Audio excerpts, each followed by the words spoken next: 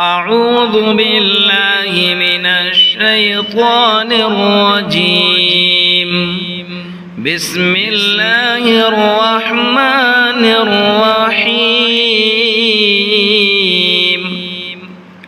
وإذ قلنا ادخلوا هذه القرية فكلوا منها حيث شئتم رغدا وادخلوا الباب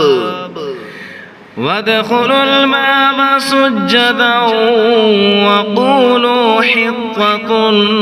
نغفر لكم خطاياكم وسنزيد المحسنين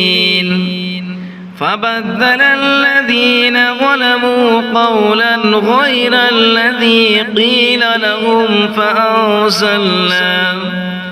فأنزلنا على الذين ظلموا رجزا من السماء بما كانوا يفسقون وإذ استسقى موسى لقومه فقل اضرب بعصاك الحجر فانفجرت منه 12 عينا قد علم كل أناس مشربهم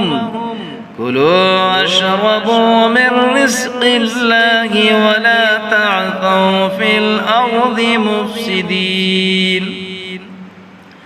وإذ قلتم يا موسى لن نصبر على طعام واحد فادع لنا ربك يخرج لنا مما تنبت الأرض من بقلها وقثائها وفومها وعدسها وبصلها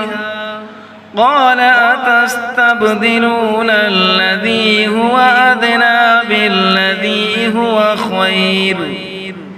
اهبطوا مصرا فإن لكم ما سألتم وضربت عليهم الذلة والمسكنة وباءوا بغضب من الله ذلك بأنهم كانوا يكفرون بآيات الله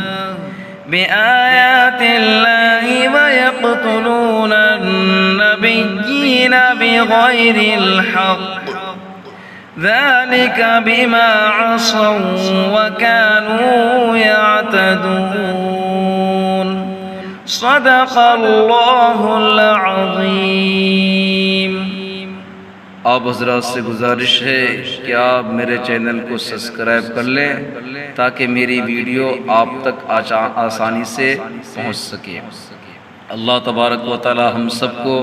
कुरान करीम सीखने, सिखाने, पढ़ने